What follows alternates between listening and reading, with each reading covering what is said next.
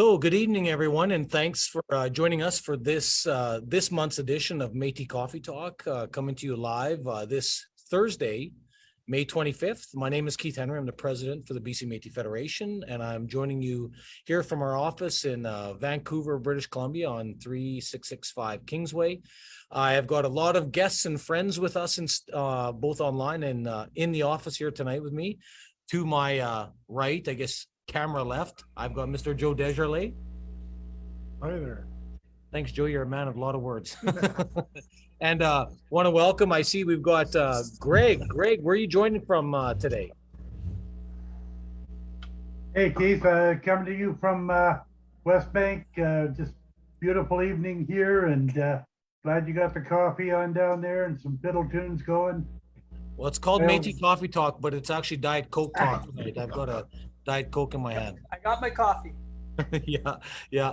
No, for sure. Oh, Coke. There you go. See, we're someone might get mad. The Pepsi followers might leave instantly, so we got to be careful here. But thanks, Greg, for joining. I know we're going to get an update from you, Mr. Renee Therian, our vice president. Where are you? All the way from the northwest in BC. That's right, from Terrace, and glad to be here. Yeah, you got a nice sign there behind you today. I noticed it's improving over there. Is that ever nice, eh?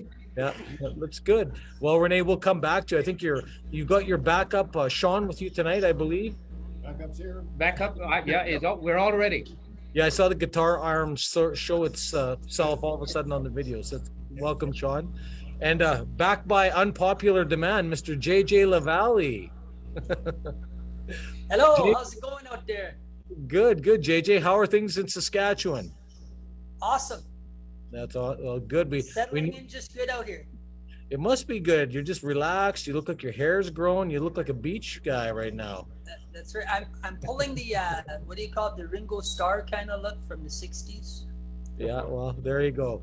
Well, we definitely, I know tonight we got a lot of things to cover, so we'll jump right into the show. But before we do that, I want to give everyone online just a quick view. We've been upgrading, the Federation is pleased to show our new office location. We've been continuing to improve the office, and we've got a really beautiful community boardroom now that we will be using this for more meetings and events. And so we're certainly very proud of this work that our team has done, and just giving you a bit of a 360 view here. So what a beautiful job our team has done. And it's a real showpiece. So we're very proud of that work as we're continuing to build projects like Project Coming Home that are going to help be a bit of a cultural hub, we hope, for more Métis people. So we encourage people, if you want to come in, check out our office and check out what we've been doing to build Project Coming Home. Yeah, it'd be great to have people stop in. But on with the show. Why don't we start with a good Métis fiddle tune? We'll go, I want to go with Renee first with Sean, and then I'm going to turn one over to JJ. So Renee, what song are you going to play for us? Well, right now I was listening to a tune. I got the tune, but I didn't get the name.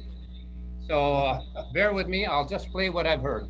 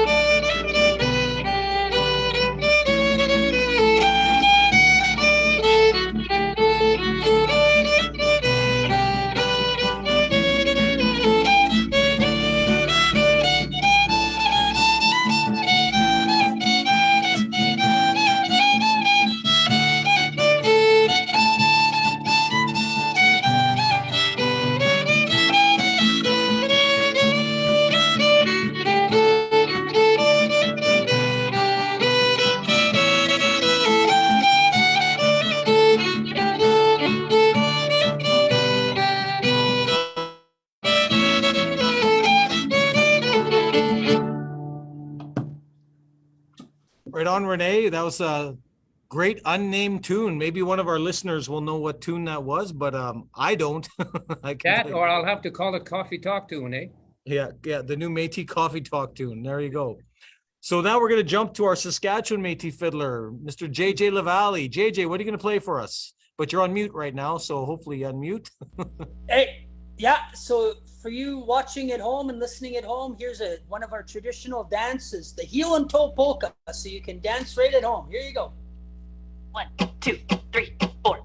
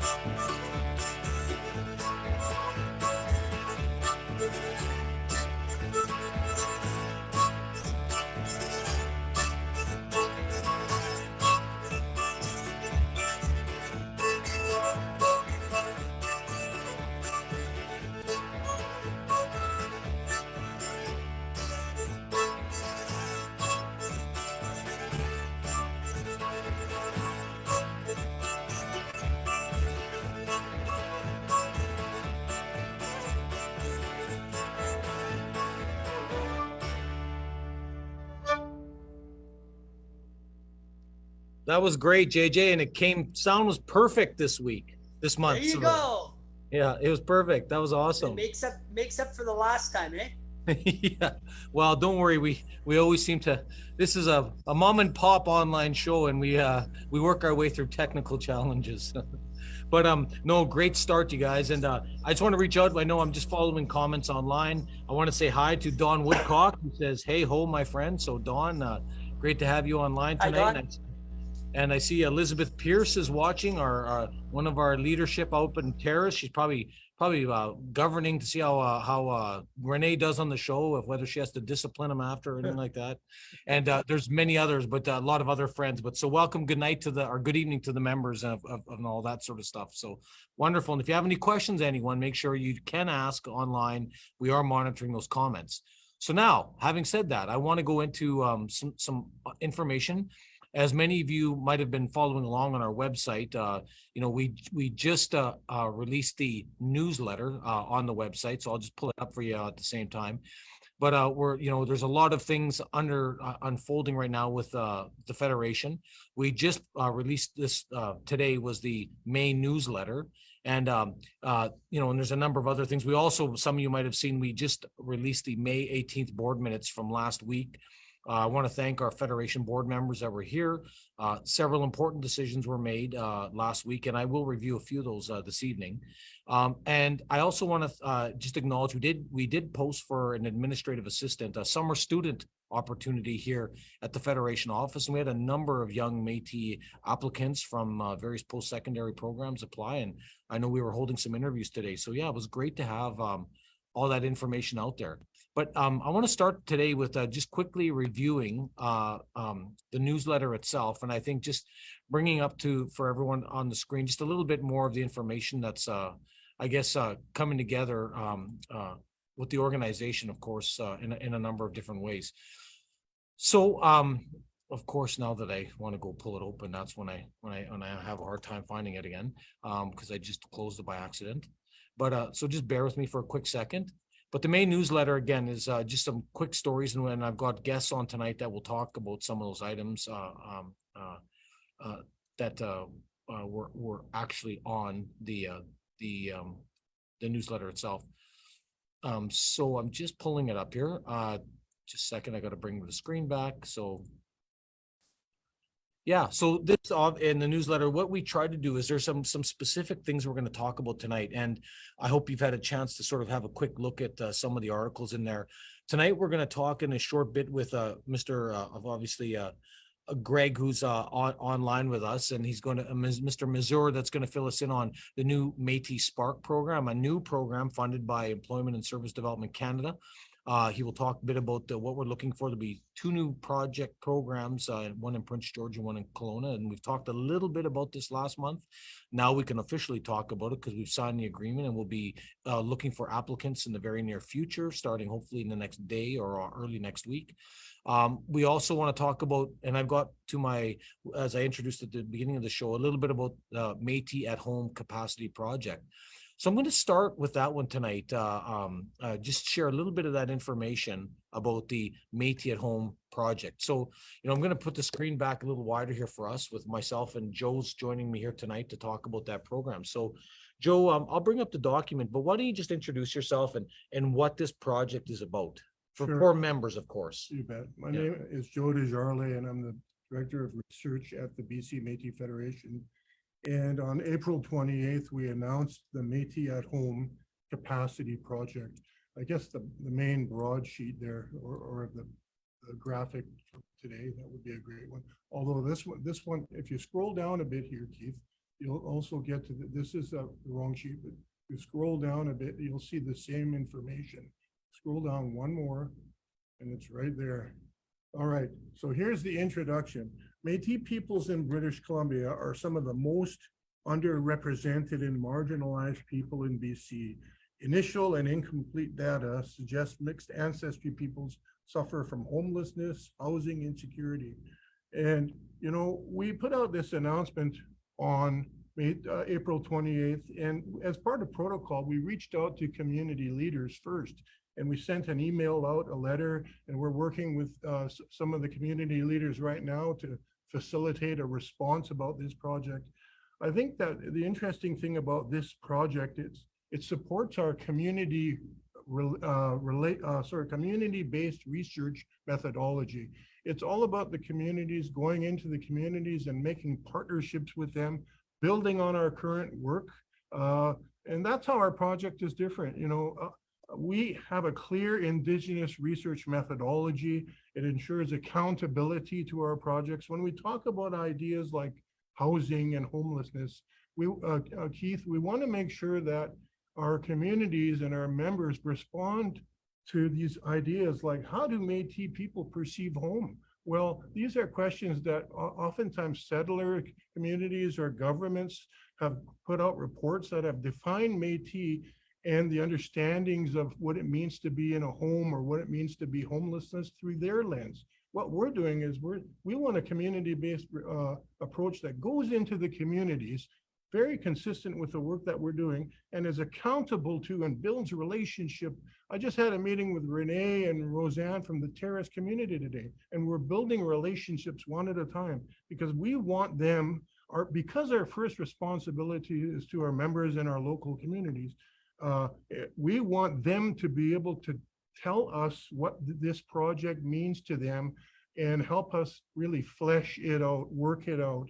And if you can go down with, maybe I could just point out some of the ideas. Oh, I think it would be up if I'm looking for that timeline.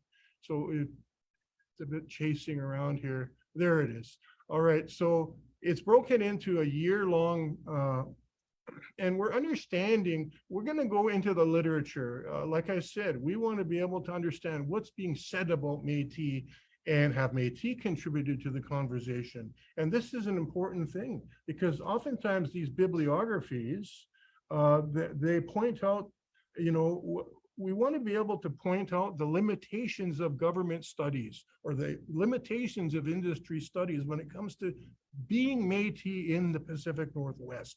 Because we feel like we have a long storied history here. We were here on the land, and that's very much in continuity with the work that we're doing, Keith. It's a baseline study, but at the same time, we're bringing forward the narrative that Métis people are we're historic, we're self-determining. There's a regional Métis community all through the Pacific Northwest. And as we're starting to understand overlapping kinship hubs and settlements all through this region. So it's much more than just going into a community with clipboards and extracting knowledge. It's actually saying, hey, in spite of a narrative that says we only belong on the prairie provinces, we belong here. And to be at home in our own homelands, we're going to unpack that in partnership with the communities, Keith. Perfect. So obviously what we're showing on the screen for our members and viewers tonight is this is a bit of the methodology. We know that there's people that are going to take part in this through one of our many Métis partner organizations. You were with the Skeena River Métis Community Association today. Obviously you've set up other discussions that you'll be having in the near future with other partner leadership across the province. Absolutely. So if you look at two and three there, we're putting out a call for interest. We're reaching out into the community. We'll be in Kelowna next week. We're going to be in Old Fort in a couple of weeks. This is where we're actually going into the community, meeting people, information sharing, a call for interest, that type of thing. And at the same time, once that phase, it'll be in an overlapping way, as you can see. Point 3 is actually, we're going to start to reach out to individuals and families and networks and actual communities to be able to say, okay, what are some questions that are important to you? And we're going to start to figure out questions like, how do Métis perceive home? There's an example of a question that we're going to put out there. We want Métis people to be able to participate and share that information. We're going to help. We're going to partner with the community and facilitate a conversation so they can tell us what being Métis in the province is like. And I got to say this, as we move forward, after this report, we're hoping that the messaging and the storyline that comes out and the methodology that comes out of this report will lay the foundation for a more substantive study down the road where we actually start to understand kinship inventory. So we're talking about what is the historical relationship of Métis on the land. So Keith, it's the first segue into that kind of a discussion, because right now the Métis people are left out of the networks of housing and homelessness on the province, and they're hidden in plain sight. So we want to use this project as an opportunity to change the narrative in British Columbia. Yeah, no, I think it's important for our members watching tonight. Like, this is an introduction to this project. It's to address housing and housing insecurity and homelessness. Joe is talking about getting into the partner communities and researching and how do we define what is our understanding of homelessness and housing insecurity, the research of the narrative, many of the reports. There is, as we know, this perception that there is homeless or housing issues in British Columbia. What we're trying to chip away at coming through this project is the practical challenges of inclusion of our members. And I think how do we address that? How can this program and this research feed into policymakers at the provincial and federal levels with various ministries? Obviously, we own the information. So we'll be looking for members to get involved. And then we hope to move from the research portion in this year is what Joe is finishing with into the actual, now how do we practically get at this? And I think that is going to be a key question for our members. We know that a lot of our members have housing challenges. We know that already. This is why we've entertained and gone down this road. And so we hear it on a regular basis. So this is a start. It's not really, we'd love to do more. We know there are some alleged Métis programs that people can access for certain housing support, but we just don't see that here at the Federation with our members and our partner communities. So that's what this is getting at, because we know that other Métis organizations seem to have some access to some perceived programs, but we just don't. We need to really help government policymakers understand we can't exclude our Métis membership, our Pacific Northwest Métis people, and how do they define themselves within that. So, so ultimately, the practical utility of those questions. Joe, what do you hope happens in the long run after this initial research phase? Like, I know you've got notes now, but like just on a practical level, what do you hope comes out of this for our members in the long run? I'm really hoping that we can start to explain what recognition means, and our partner communities and members can help governments understand what it means to come along beside our communities and unpack what it means to assert like in our history, we existed and we self-determined on the land in place. We need to understand what that means practically for us now. What kind of configurations does it take? We can't assume that we know the answers. It's so important in these studies that we make sure that our local people have a voice in and through these, what I call knowledge partnerships. Right. I think the thing that we'll also have to be mindful of is that there is provincial and federal programs rolling out all these Indigenous housing solutions. And I think part of this will be helping us get at what are exactly those solutions. And that hopefully that people will walk us through that understanding what do they want from the membership. And I think that's going to be the challenge we have between Joe and the research piece and bringing in a program and solutions that help deal with the policy on this. Yeah. And just one more thing. And as we start to understand ourselves and we start to be able to contribute to that gap in data, we really do have the opportunity to contribute to that narrative, broaden it, so that we can say, look, we are here in British Columbia and we're here to stay. And this is what we need. This is what it means for us to be at home. Perfect. Well, thanks, Joe. I'm going to put us back on to the next item. Before we do that, though, I wonder if I can convince one of our musicians to give us a good Métis fiddle tune. I don't know. I see Renee's got his camera on first. So, Renee, why don't you give us a quick break? And then I'll go to, actually, Renee, JJ came on. So let's reverse the order this time. JJ, what song do you want to give us? All right, here's a tune called Lone Star Rag. It goes something like this.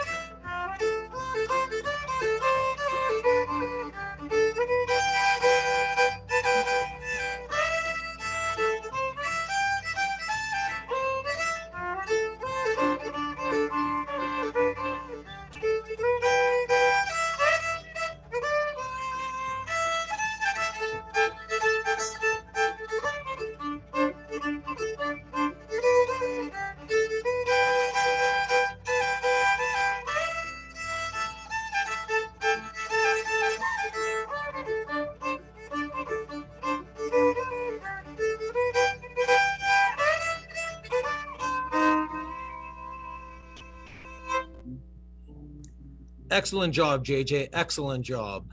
What was the name of that song again? Lone Star Rag. Lone Star Rag. All right. Well, I don't know, Renee. What do you think you and Sean are going to do to help take us to another song? I'll play Apple Cider Polka.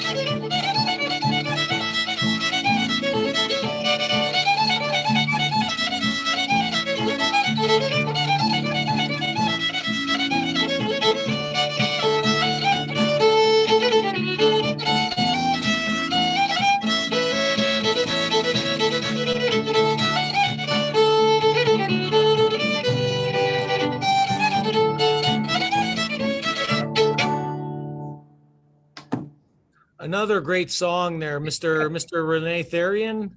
Thank you. Thank you. Yeah, yeah. Oh, this is turning into a pretty good fiddle battle here. I don't know. Yeah.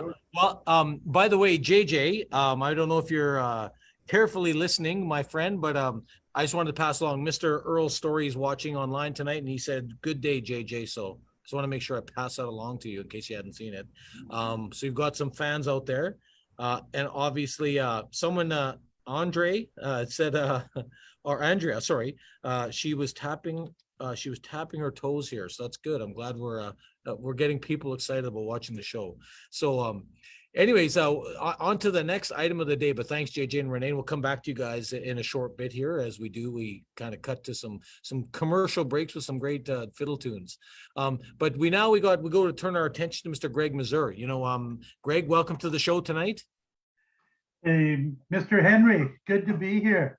Yeah. I didn't know we were going to be this formal tonight, but it's wonderful to be here. And after listening to Joe's exciting announcement there, I don't know, I'm going to have to embellish mine maybe a wee bit. I don't think it needs embellishing though.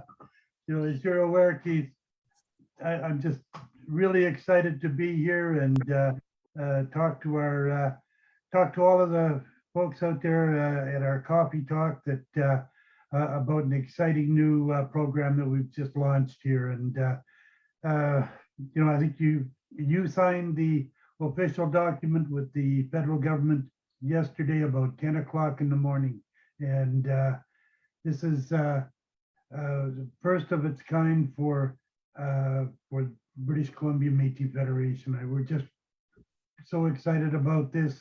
The program is called YES. It's the Youth Employment Skills Strategy. There are several of these youth strategies across the province. We are the only specific Métis youth skill strategy in the province right now. And so it's for youth 19 to 30. We've been working on this almost steady, Keith, from early December until now. And so it was a pretty exciting day yesterday to see you signing that document off and getting this whole program underway.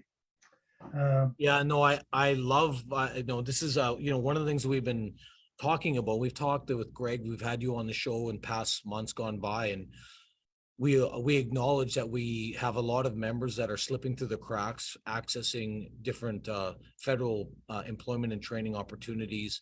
We know that our colleagues at Métis Nation BC, the other organization in the province, despite our political differences, we've always been of the position that they can deliver the employment and training programs as long as our members get access. Unfortunately, as we know, a year later, or about a year ago, pardon me, they have changed course, and they're now forcing our members to join their citizenship process to access their programs. And we feel that's not fair to the folks, many of our members. We see the emails on a regular basis. And so, we're trying to tackle that. We will continue to tackle that. As some of you know, we've talked about this before on this show. But in the meantime, we have, I want to thank Greg and the team. They've pursued a relationship with Service Canada directly to make sure that our members start getting opportunities. And this officially is the signal of that start. And I know this is albeit a youth program to begin with. We believe in the long run, there'll be other opportunities that we can do. We can bring more tangible service support to help our members along their path to meaningful employment careers. So yeah, we know we create jobs already with a lot of the work your team's doing on the industry side, and we've created lots of employment just directly through employment opportunities. But, as we know, Greg, we know the truth is that a lot of our membership and Métis people across British Columbia have some employment barriers. And so this program is designed for what we define youth as, 19 to 30 years old, to try and tackle some of those employment barriers. Can you share a little bit about like the length of the course and the strategy and what the vision is? So when people think about tonight after watching the show, they might want to encourage some local people to apply. Absolutely, Keith. No, this is the really exciting part about this is it's not just an employment strategy and then we turn the folks loose. We've as you were saying, we've been so successful. We've got Karen Andrews up in Prince George has just been such a strong proponent of ours up in that area, working province-wide with our employers about 140 Métis people put to work province-wide on everything, all jobs all over. A lot of them are pipeline related, but there was, as you were saying, we've got folks that aren't able to step into those, some of the pipeline jobs, the skilled trained jobs, and we've got folks that are just slipping through the cracks out there. This is designed really specifically for them. It's just going to target those young people that have maybe dropped out of school, moved out of home, and are just having a tough time trying to get by. We're going to be able to pay them for 6 weeks of training, and it's going to be fun training. There's going to be a cultural aspect to it. This isn't going into a classroom setting and have, studying. That didn't work for me, didn't work for a lot of folks. This is going to be, we've got just a wonderful team put together. We're going to have them back on the show here probably next month. But they're just awesome, putting a curriculum together that's going to just bring a spark. Oh gosh, that's the name of the program. It's going to help ignite that spark in young Métis people across the province. And I want to say we've tried to design this program, Keith, so that there are no barriers. We tried to look at what could hold somebody back from not being able to participate in this. Have they got a dependent, or have they got an elder that they have to care for? Keith, we've looked at those kind of things. So we've designed elder care we've designed youth care, child care into this program, all the while paying somebody a good wage to come and take the courses, so they're not out anything at the end of the day. If you're from out of town, don't worry. We can help you with accommodation, meals, things like that while you're in taking the course. The team that put the program together with me have just been, they've been there. They know what the hardships are that young people can face, and we wanted to make sure that everything that we could imagine has been looked at, so that you're not going to have an excuse. If you're out there and you're looking for work, looking for employment, looking for an opportunity, we want to be the ones that can help you get from point A to point B. And once you're through the training, Karen is going to be working with employers right across the province again in your home community to try to find you a quality employment opportunity back at your home base when you get back there. Yeah, so this is very exciting. I mean, and I want to just keep clarifying, because we are getting some questions online or some comments. Pardon me. People are saying great opportunity, and of course, I've got a couple comment about awesome. But I just to clarify, so someone, a 21-year-old, one of our members, or just a Métis person at large wants to be part of this program. We don't discriminate. If you're Métis and you want to take part and you want to help your employability skills, we will provide you essentially a wage to take part in this training through this program, through the Spark, because it's a youth employment program. But I love the terminology your team came up with, Spark. We're going to spark people to get back to deal with those employability challenges.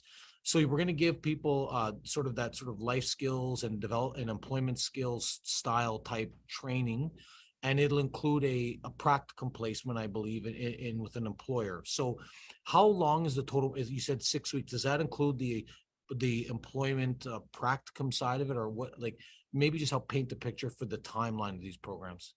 Absolutely, Keith. No, we've got 6 weeks of actual skills development in-house. That's everything from helping you write a resume to exploring different opportunities of banking and things like that.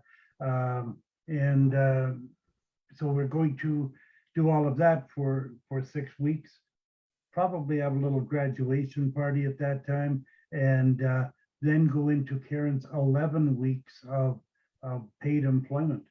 So no, we've tried to make this program as comprehensive as we possibly could. Great questions. So those are exactly, the kind of issues we can envision young folks coming up with. And Yeah. And so what and then I love with the way you guys have developed the budget, because yes, there's two initial projects, one in Prince George and one in Kelowna. Which one starts first? okay, we're kicking off the one in Prince George first, Keith. We being from Kelowna here, we thought let's run Prince George during the summertime rather than during the winter. We just thought that would probably Perfect. be And so ideally, when are you starting this project in Prince George? we're kicking off on Monday morning, Keith. The Spark 29th of May, Métis, program will be live.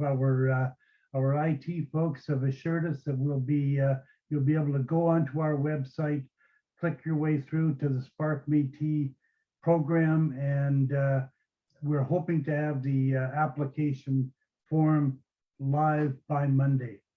So we know, so Greg, just to, I want to just finish off shortly, but we know that you're going to start so the official start date of the first program after the intake will be probably near the end of June, I'm assuming, or so.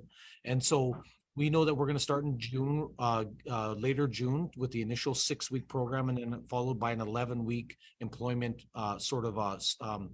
experience with that. And then all the while we'll cover your support for wages, and also if there are other barriers such as childcare, that means we will provide an allowance for that. So I think that it's a really good opportunity for those youth looking. So it's a 17-week commitment to this. That's in Prince George.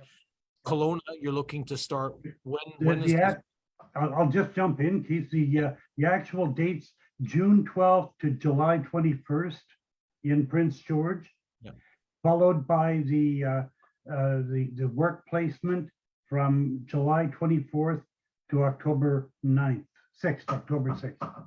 Perfect. Then here in Kelowna, the training starts August 14th, runs to September 22nd. And right after that, September 26th through to December 8th. So on May 29th now, people got less than 2 weeks to let your networks Exactly. know if you have youth in the family that are maybe not sure about their career path, they're looking for another opportunity. Please, we'd love to, if it doesn't matter if they're not from Prince George, they could be from any family in British Columbia. We'd love to help you help your family. And so our team with Greg and of course Peggy and of course Jennifer and Lana and everyone and Karen, they will work to help facilitate that. The good news is behind this is we do have a number of employers looking for employees. So the whole idea is to get people through the skills training, skills experience into a practicum, hopefully right into a career job after that. But that'll take a commitment by the applicant. So, but how many people can get into the program again? We can run 15 at each location, Keith. Perfect. And I just want to preface that I know we're going to have a lot more applicants than we have room for.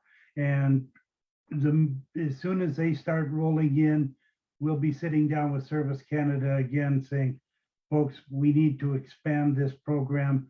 Right now, Prince George, Kelowna, let's see where else we can go to. Can we run one on the island, in the Kootenays? Just wherever there's a need is where we want to provide this opportunity for our youth. Perfect. So members, partners, be watching very shortly. We will have the actual application form out with more information. We hopefully had a chance to see the newsletter for the new Spark Métis program. And I really want to congratulate your team. We love the logo. We think it looks very inspiring. And we think it's going to be a great opportunity for many Métis youth. So I know some of you that are watching tonight, please be sure to share this once it goes out, get it out to your networks. We're going to send it out through our Facebook page, our email distribution, and to many of our partners. We really want to help. I'm sure all of us have family and friends that could probably use a little help with maybe an individual that's a bit lost. And that's what this program's help. That's exactly the individual we want to try and help give them opportunity. So congratulations, Greg and the team. And we look forward to hearing more about this in the coming weeks. All right. Oh, we'll be keeping you informed, Keith. This is just so exciting right now after all the time that we've spent working on projects or trying to develop more assistance for our membership. And again, this is our member, this is for all Métis people in British Columbia. So we're really excited. Yeah, thanks a lot. And I don't know if we should turn this back over to those musicians or not. They got it rocking pretty good. Well, you know, I noticed Renee turned his camera on. He's like, come on, guys, I that's enough. see, Let's yeah. get some music going here. So thanks, Greg. But members, again, please be this is a great opportunity. I believe we'll get a lot more than 15 applicants for each of those locations, Prince George and Kelowna, starting with Prince George, June 12th. So let's be ready. And if you have family and friends that you know that are Métis that need some, just maybe to reconsider or help support their employability, these are exactly, just get them to apply. We'll see if we can get them in. So, and if they can't wait till Monday for the website to go live, they can call me, call you, get a hold of me. We'll get them registered before Monday. So they're calling you. they're calling me. They're calling Greg. Not before 6 a.m. though. Don't, yeah. And if you do, make sure you got coffee. Well, I won't get you to give your number out here, but we'll, I know people can get a hold of all of us. All your email is on our website at bcmétis.com. Go to the about section and staff and contractors. You can reach Greg's contact information there. And we look forward to seeing more of this information, Greg, and congratulations to you and the team. Now, I do have to move us on. Renee, we'll go with you first here. What do you think, Mr. VP? You want to be part of the Spark program? Okay. How about a little Cajun tune called? Wait. I just asked, don't you want to be part of the Spark program? You have to lie about his age. Oh, I thought he was only 19. Oh, sorry, Renee. I wish, yeah. Yeah. You've already been sparked, so you can't be part of that program. All right. Okay. Too bad. All right. Anyways, what are you going to go with? I think I heard Cajun fiddle. No, I'll play a Cajun tune called Dig-a-lig-a-lie, Dig-a-lig-a-low. Well, there you go. No.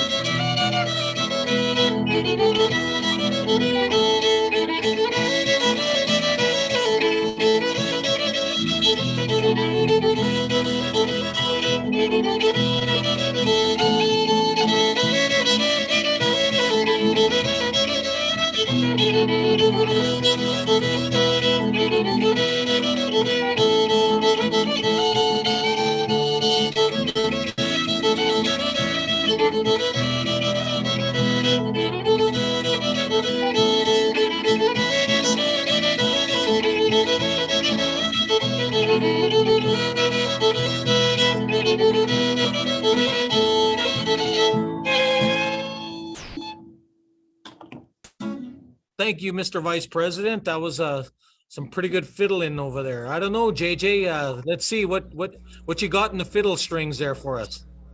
Well, I got a real traditional tune, but all I got to say is after watching Rennie play that fiddle, come on, we all know he's got lots of spark in him. Yeah. Thank you.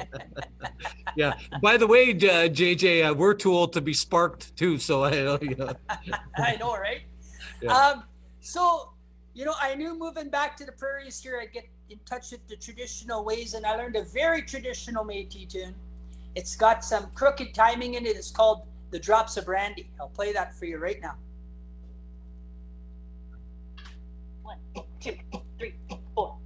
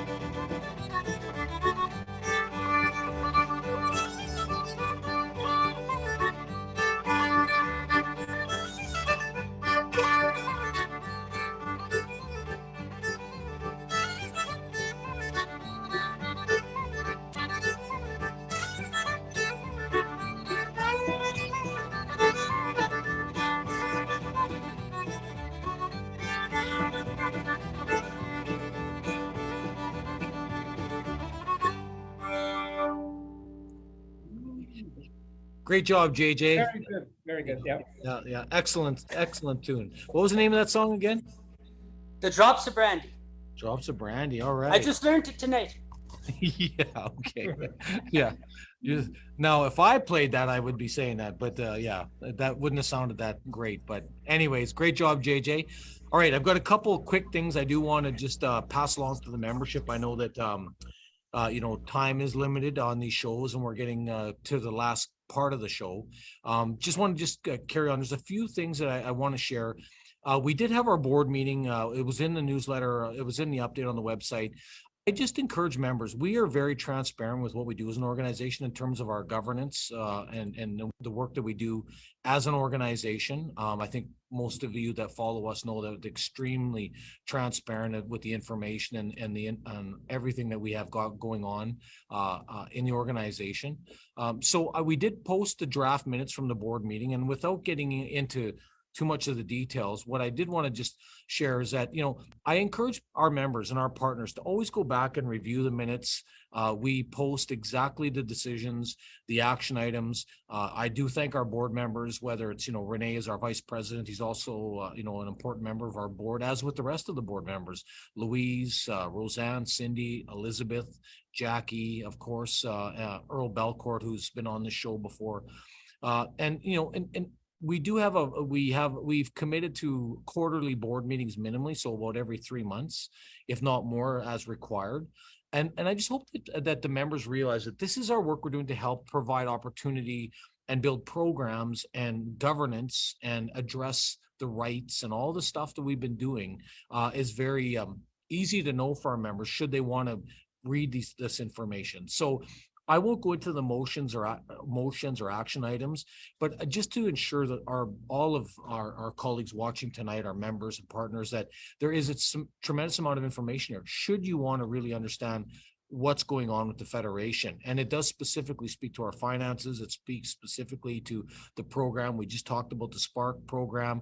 We'll be sending out, I can be, on top of the marketing I talked about a bit ago. We will also be sending out emails to all of our members that are ages 19 to 30 in the next day or so. Once we've got the forms done, we will send that out across the province to that specific membership list we've got.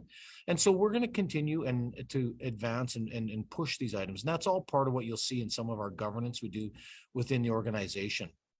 There is one specific thing that I really want to acknowledge. I mean, there's a lot of work that's been done. I don't know if people realize we did finish the feasibility study with Project Coming Home, and I want to thank our contractor Brady Smith, who did an extensive report for the board.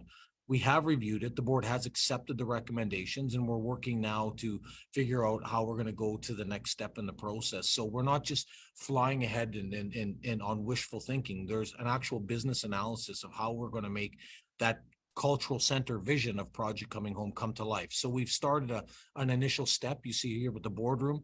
We may or may not can stay in this place. We're not sure, because the report did point out some challenges by hosting it here. So, but we've got a great space and we're going to use it. So my point is, again, that these minutes reflect those ongoing conversations. I do want to say, though, that one of the great things that was in the report, if you had a chance to look, was, we heard about the BC homelessness program, but we did talk a lot about the emergency assistance program. And I'm just going to spend a moment on that, and then a few other sort of quick updates. And I won't go through the legal declaration, but there is some information that we've continued to advance that. But we did approve and accept a series of recommendations made by our health team members, Kevin and Drake. We've approved an initial sort of, 10 members that have, and you have to be a full member to qualify for this program. This is more of a health-centric style emergency health program. And so the board spent extensive time. I just want to say to our members, this is a very proud thing for us to be featuring as the work we do and contribute to our members, because we are really the only organization right now providing this support directly to members. And the government is not giving us a dime for this.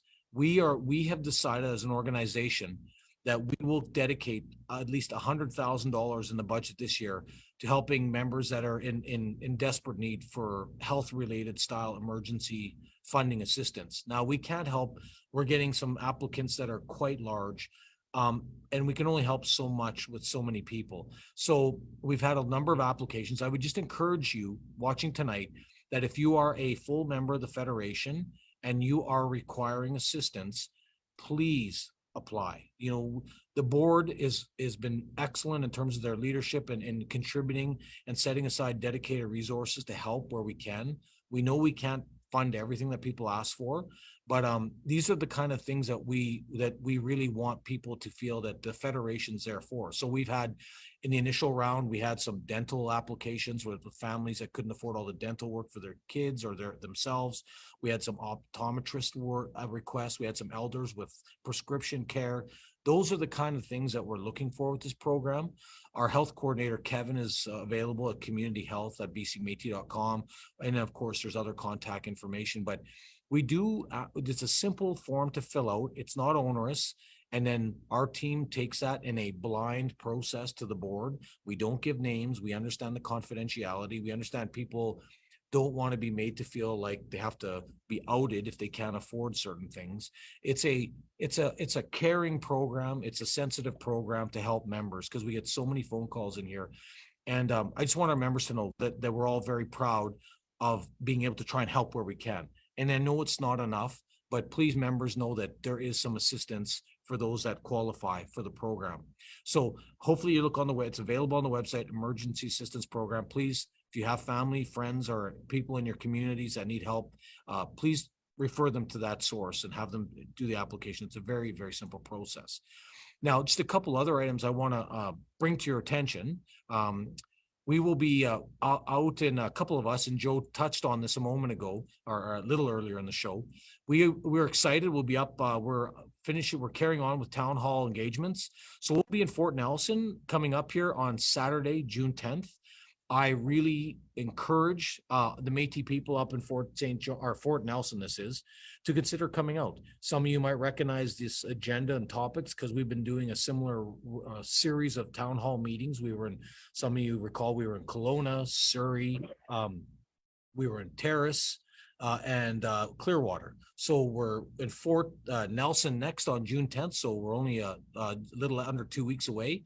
And we look forward to seeing you. It'll be at the Old Fort Métis Association at the Woodland Inn and Suites Conference Room. So it'll be at a local hotel there, and we've got the address, and it's open to the public. And we certainly hope that our Métis friends and colleagues and just Métis people at large want to come in and listen to a little bit more about what we're doing on a number of these fronts. So that's coming up on June 10th.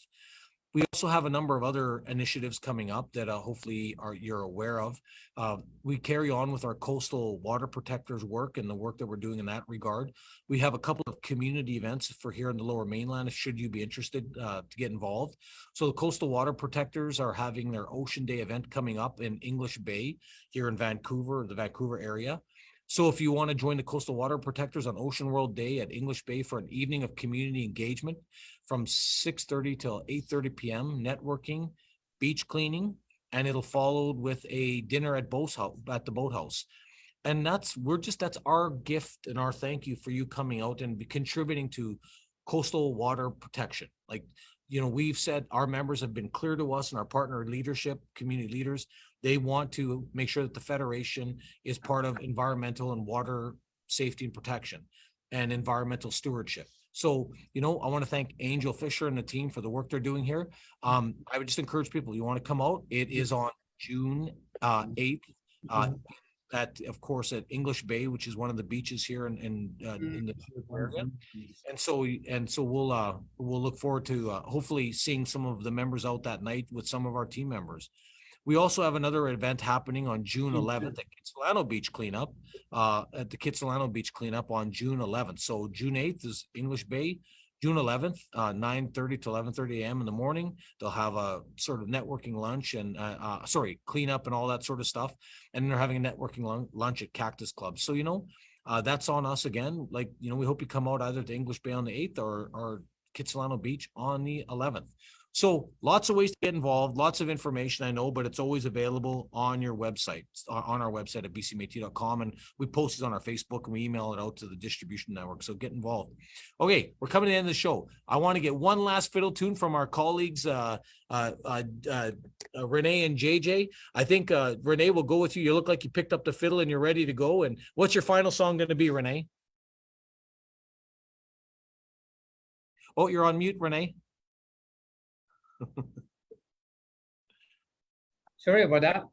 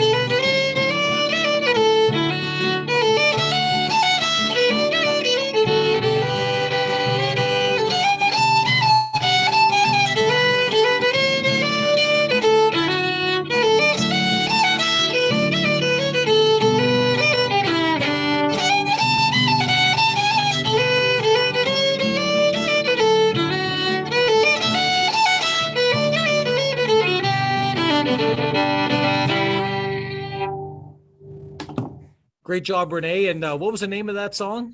Sierra Swing. Sierra Swing. Wow. You've got a thesaurus of all these songs. I don't know how you keep that all straight in your musical brain. I'm starting to lose some of them. Yeah. You better get involved with Spark, Renee. We need to spark our memories. I'm the same. JJ, what's your final song going to be for the evening?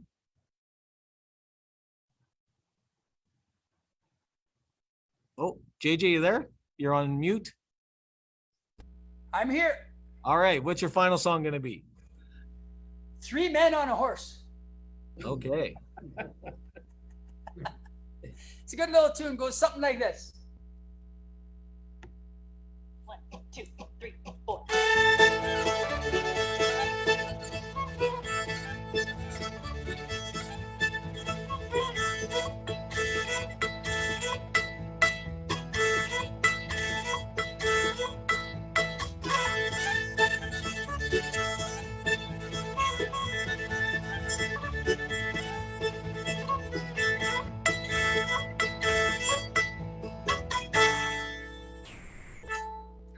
Excellent. Wow, I love that song, JJ. Good job. Oh, Yeah. I can't hear you. Oh, JJ, great job. Thank you. Yeah, I I love only- that song. I programmed it a little short, but that's okay. All right, well, that's okay, buddy. Well, excellent work, JJ, and thanks, JJ and Renee. And we're coming to the end of the show, but just a quick roundabout. Any final thoughts, Renee, you want to share with the members watching tonight before we sign off? I think you did an excellent job. JJ's always as good as ever. So no, it was a good coffee talk. Oh, there you go. That's it. Our elder has spoken. JJ, how are you going to get sparked or what? Well, I got a big spark for everybody. If you're planning on traveling this summer, come on down to Back to Batoche Days. They finally got me back there. I'm going to be there all week, but I'm going to be headlining, representing the province of Saskatchewan on the Friday night for the big headliner dance. They got their headliner for Friday night, and that's me. So come and join in. Come to Back to Batoche and see me be a full 6-piece band. It's going to be awesome. I can't wait. So maybe we can see some of my Métis friends from BC then. Well, congratulations. That's great news. What's the date on that? That is July 28th, right? It's it's the weekend before. 21st, 22nd. Hang on, I got my manager right here looking at it here. I got so many dates in July, but I believe it's the weekend of the 21st. Yeah, the 21st. Yeah, the All right, weekend of the July- 21st of July. Yeah, All right, Back to well, Batoche Days. Well, we'll try and make sure we have someone there. We'll definitely want. I love going to Back to. I've been there for years, so maybe this is a good final excuse to get off my butt and get over there. Yeah, it's going to be a great year this year. Save us Okay. a couple camping spots. All right. Yeah, well, Bye. thanks, JJ. Greg, Thanks, any final JJ. comments for the show? Any closing comments, Greg, for before we sign off? No, it's just been an awesome show, Keith, and thanks for the time to discuss our Spark program. We're just, yeah, as you can imagine, we're overwhelmed with the opportunity that's going to present for all Métis youth province-wide, and so it's just an exciting time, and hope to be coming to a community near you soon.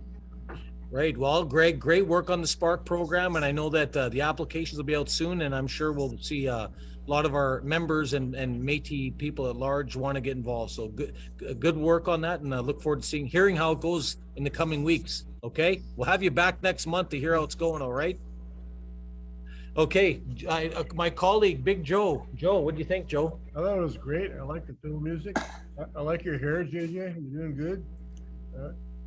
Good things planning and coming. So thank you for everybody for allowing me to introduce the Métis at Home project. We're going to put out a QR code on a sheet very soon here. And so just watch for updates. That's where you can click through and then get your name in on a distribution list so that we can contact you so that we can help you to participate, because we want to hear your voice in and through this project. It's so important to us. Thank you. Perfect. Okay, everyone. My name's Keith Henry. I'm the president of the BC Métis Federation. Thank you for listening into the show for this Thursday, May 25th. I hope you found a lot of information helpful. I hope that you get involved with the Coastal Water Protector programming on June 8th and 11th here in the Lower Mainland. I hope to see some of you up in Fort Nelson on June 10th. I'm very excited to see our Métis colleagues up there. And, thanks again to the colleagues here over there with me. We do this every month, and we'll be back in June, roughly around the same time, the final sort of Thursday of the month. So we'll be giving some new updates then. So have a great night, everyone. Thanks for joining us on this month's edition. Take care, everybody. Good night, everybody.